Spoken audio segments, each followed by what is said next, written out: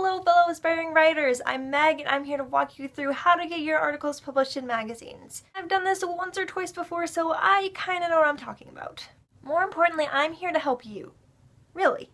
First, can we talk for 30 seconds about what a magazine is and what a magazine is not? A magazine is not a blog. It's not the Huffington Post. It is not BuzzFeed. A magazine is geared toward a very specific audience and publishes articles on very specific topics catered to that very specific audience. It's run by more than one person and usually has people assigned to edit and publish stories that writers submit. I can't tell you how many times people have contacted me through my work email asking me if they can guest post on my blog. It's not a blog, okay? And for the purposes of this video, I'm not talking about literary magazines or publications that submit creative writing. That process is a little bit different. So let's get into it, shall we? Step 1 is to make sure you have at least some writing experience. By that I don't necessarily mean you have to have been published in a magazine before. But if you really want to get published, you really should be writing consistently. If you've never written an article before, you're probably not quite ready to submit to a magazine. If you think you are ready, step 2 is to come up with a pitch and start writing it. I'm not going to talk too much about how to pitch an article right now because we've already published an article on that on Novelty Revisions. But it is important to note that you should always come up with an idea for your article before you start looking for places to submit it to. Never seek out a specific publication first. Your idea should always come before where your idea fits.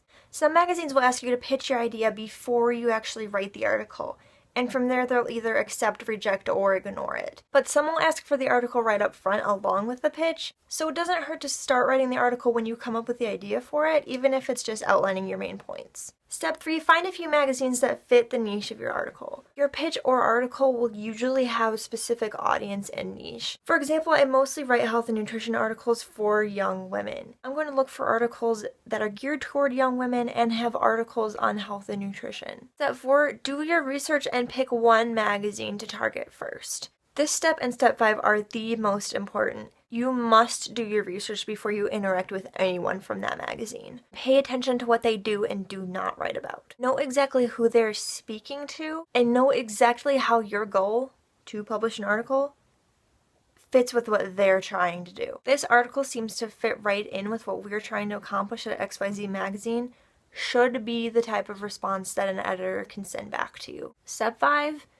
Read submission guidelines. Part of my job is reading and usually responding to emails where people send me their ideas. As a general rule, if someone sends me an email and they haven't followed the submission guidelines I gave them, I'm gonna have to assume that they didn't read them. And that's a huge turnoff. If I'm feeling nice, I will link them back to those guidelines again as kind of a hint to say, you can try again, but please read the guidelines first. Honestly, if it's a Monday, I'll probably just ignore it if they didn't follow the directions the first time. To be honest, I'm probably a lot nicer than most editors, so read. Step 6, and this is one that a lot of people do not understand. Remember that it's not actually about you. An editor is looking for one thing and one thing only when they first glance at your pitch. It's not who you are. It's not what you've previously accomplished.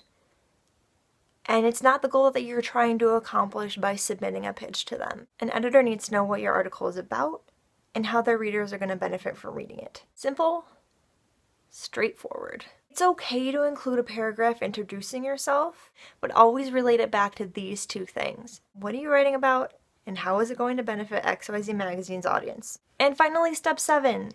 Don't just drop that pitch or delete that article if it doesn't work out the first time. It's not always that you're a great writer or a mediocre one. Sometimes a specific article just doesn't fit with a magazine at a particular time.